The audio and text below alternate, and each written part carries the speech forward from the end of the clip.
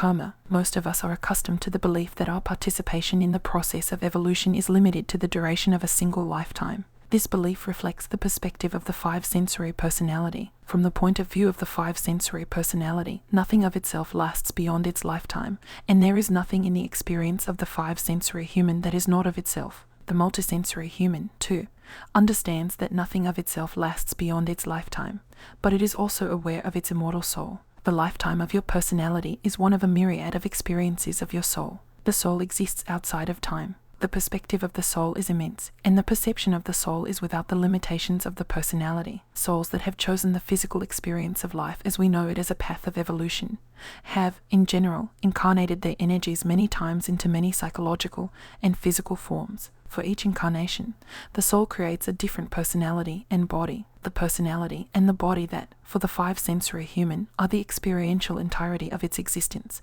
are, for its soul, the unique and perfectly suited instruments of a particular incarnation. Each personality contributes, in its own special way, with its own special aptitudes and lessons to learn, consciously or unconsciously, to the evolution of its soul. The life of a mother, a warrior, a daughter, a priest, the experiences of love, vulnerability, fear, loss, and tenderness, the struggles with anger, defiance, emptiness, and jealousy all serve the evolution of the soul. Each physical, emotional, and psychological characteristic that comprises a personality and its body, strong or weak arms, dense or penetrating intellect, happy or despairing disposition, yellow or black skin, even hair and eye color, is perfectly suited to its soul's purpose. The five-sensory personality is not aware of the many other incarnations of its soul. A multisensory personality may be conscious of these incarnations or experience them as its own past or future lives. They are in its family of lives, so to speak, but they are not lives that it, itself, has lived. They are experiences of its soul. From the point of view of the soul,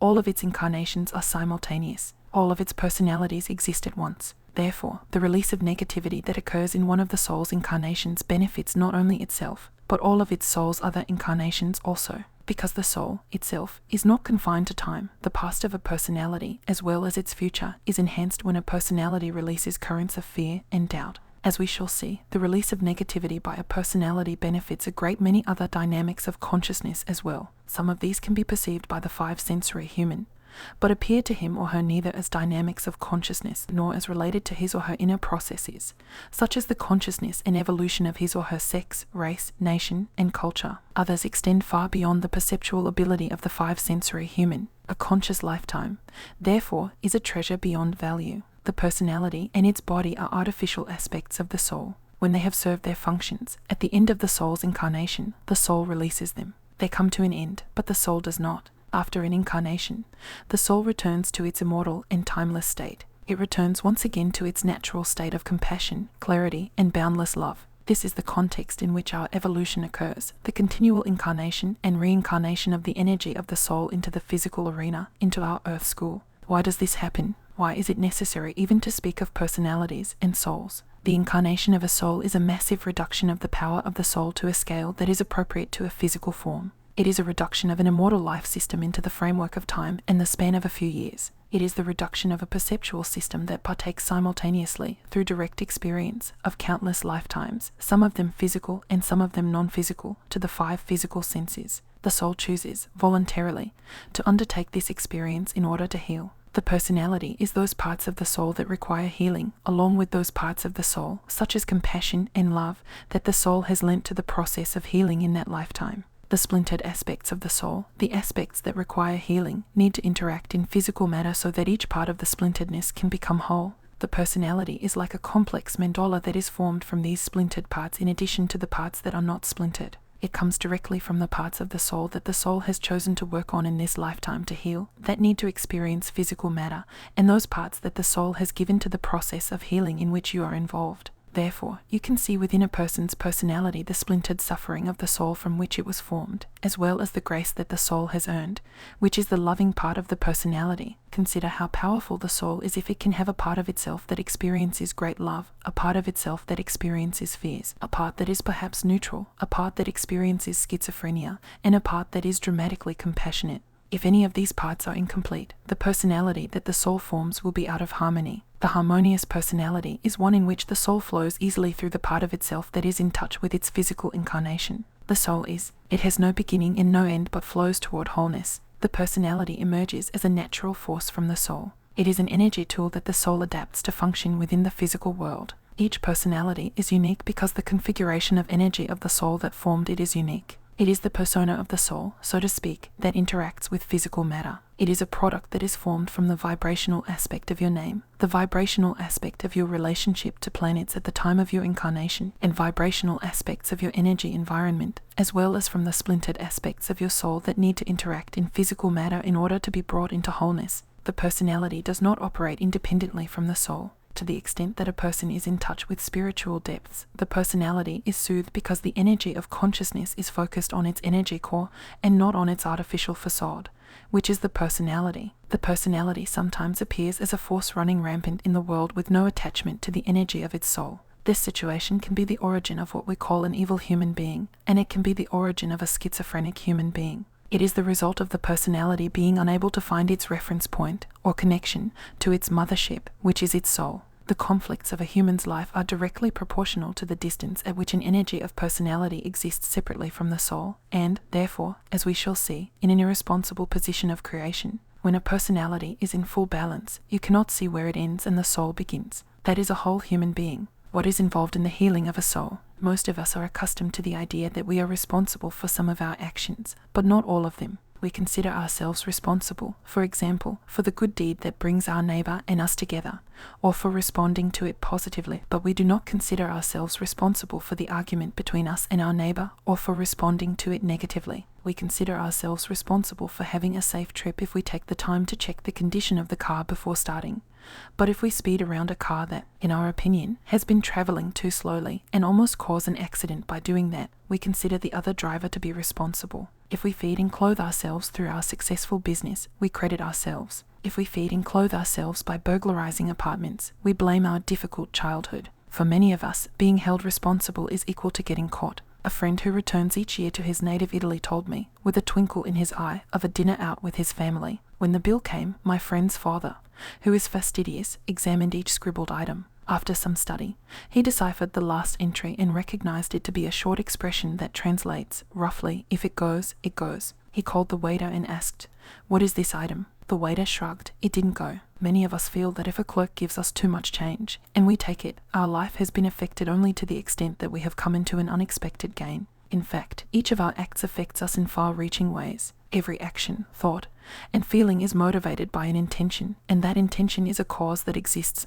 as one with an effect. If we participate in the cause, it is not possible for us not to participate in the effect. In this most profound way, we are held responsible for our every action, thought, and feeling, which is to say, for our every intention. We, ourselves, shall partake of the fruit of our every intention. It is, therefore, wise for us to become aware of the many intentions that inform our experience, to sort out which intentions produce which effects, and to choose our intentions according to the effects that we desire to produce. This is the way that we learned about physical reality as children, and that we refine our knowledge of it as adults. We learn the effect of crying when we are hungry, and we repeat the cause that brings us the effect that we desire. We learn the effect of putting a finger in a light socket, and we do not repeat the cause that produces that effect. We also learn about intentions and their effects through our experiences in physical reality, but learning that intentions produce specific effects, and what those effects are, proceeds slowly when our learning must be done solely through the density of physical matter. Anger, for example, causes distance and hostile interactions. If we must learn this solely through physical experience, we may have to experience 10 or 50 or 150 circumstances of distance from another and hostile interaction before we come to understand that it is the orientation of anger on our part, the intention of hostility and distance, and not this particular action or that, which produces the effect that we do not want. This is predominantly the way that a five-sensory human learns. The relationship of cause and effect within the domain of physical objects and phenomena reflects a dynamic that is not limited to physical reality. This is the dynamic of karma. Everything in the physical world, including each of us, is a small part of dynamics that are more extensive than a five-sensory human can perceive. The love, fear, compassion, and anger that you experience, for example, are only a small part of the love, fear, compassion, and anger of a larger energy system that you do not see. Within physical reality, the dynamic of karma is reflected by the third law of motion. For every action there is an equal and opposite reaction. In other words, the great law of karma that governs the balancing of energy within our evolutionary system is reflected within the domain of physical objects and phenomena by the last of three principles, three laws of motion, that govern the balancing of energy within physical reality. The law of karma is an impersonal energy dynamic when its effects are personalized. That is, experienced from the point of view of the personality, they are experienced as a reversal in the direction, a coming back to the intender of the energy of his or her intention. This is how the personality experiences the impersonal dynamic that is described by the third law as an equal and opposite reaction. The person who intends hatred for others experiences the intention of hatred from others. The person who intends love for others experiences the intention of love from others, and so forth. The Golden Rule is a behavioral guide that is based upon the dynamic of karma. A personalized statement of karma would be, you receive from the world what you give to the world. Karma is not a moral dynamic. Morality is a human creation. The universe does not judge. The law of karma governs the balancing of energy within our system of morality and within those of our neighbors. It serves humanity as an impersonal and universal teacher of responsibility. Every cause that has not yet produced its effect is an event that has not yet come to completion. It is an imbalance of energy that is in the process of becoming balanced. That balancing of energy does not always occur within the span of a single lifetime. The karma of your soul is created and balanced by the activities of its many personalities, including you. Often a personality experiences effects that were created by other of its soul's personalities, and, conversely, creates energy imbalances that are not able to right themselves within its own lifetime. Therefore, without knowledge of its soul, reincarnation, and karma, it is not always possible for a personality to understand the significance or the meaning of the events of its life, or to understand the effects of its responses to them. For example, a personality that takes advantage of others creates an imbalance of energy that must be righted by the experience of being taken advantage of by others. If that cannot be accomplished within the lifetime of this personality, another of its soul's personalities will experience being taken advantage of by other people. If that personality does not understand that the experience of being taken advantage of by others is the effect of a previous cause, and that this experience is bringing to completion an impersonal process, it will react from a personal point of view rather than from the point of view of its soul. It may become angry, for example, or vengeful or depressed. It may lash out, or grow cynical, or withdraw into sorrow. Each of these responses creates karma, another imbalance of energy which, in turn, must be balanced. In this way, one karmic debt has been paid, so to speak, but another, or others, has been created. If a child dies early in its life, we do not know what agreement was made between that child's soul and the souls of its parents, or what healing was served by that experience. Although we are sympathetic to the anguish of the parents, we cannot judge this event. If we, or the parents of this child, do not understand the impersonal nature of the dynamic that is in motion, we may react with anger toward the universe, or toward each other, or with guilt if we feel that our actions were inadequate. All of these reactions create karma, and more lessons for the soul to learn, more karmic debts for the soul to pay, appear. In order to become whole, the soul must balance its energy. It must experience the effects that it has caused. The energy imbalances in the soul are the incomplete parts of the soul that form the personality. Personalities in interaction are souls that are seeking to heal. Whether an interaction between souls is healing or not depends upon whether the personality involved can see beyond itself, and that of the other personality to the interaction of their souls. This perception automatically draws forth compassion. Every experience and every interaction provides you with an opportunity to look from the point of view of your soul or from the point of view of your personality. What does this mean in practical terms? How does a personality begin to look beyond itself and to see its soul in interaction with the souls of others? Since we cannot know what is being healed through each interaction, what karmic debts are coming to conclusion, we cannot judge what we see. For example, when we see a person sleeping in the gutter in the winter, we do not know what is being completed for that soul. We do not know whether that soul has engaged in cruelty in another lifetime, and now has chosen to experience the same dynamic from an entirely different point of view, as, for example, the recipient of charity. It is appropriate that we respond to his or her circumstance with compassion, but it is not appropriate that we perceive it as unfair, because it is not. There are personalities that are selfish and hostile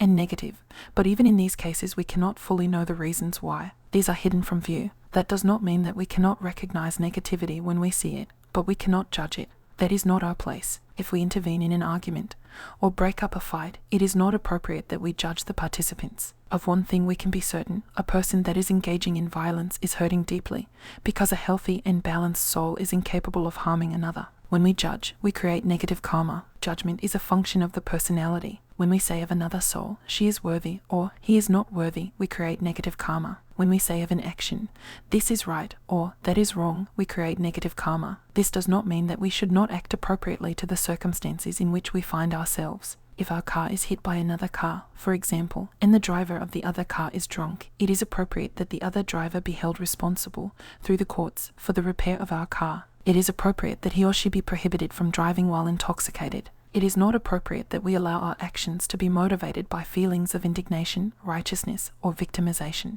These feelings are the result of judgments that we make about ourselves and the other person, assessments through which we see ourselves as superior to another being. If we act upon these feelings, not only do we increase the karmic obligations of our soul, but we also are not able to enter into these feelings and learn from them. Feelings, as we shall see, are the means through which we can discern the parts of itself that the soul seeks to heal, and through which we come to see the action of the soul in physical matter. The road to your soul is through your heart. If we are to engage the viewpoint of the soul, we must cease from judging, even those events that appear to be unfathomable, such as the cruelty of an inquisition or a holocaust, the death of an infant, the prolonged agony of a death by cancer, or a life confined to a bed. We do not know what is being healed in these sufferings, or the details of the energetic circumstance that is coming into balance. It is appropriate that we allow ourselves to feel the compassion that such circumstances call forth in us and to act upon it. But if we allow ourselves to judge these events and those who participate in them, we create negative karma that must be balanced, and we, ourselves, will be among those souls that choose to participate in circumstances that are necessary to that balancing.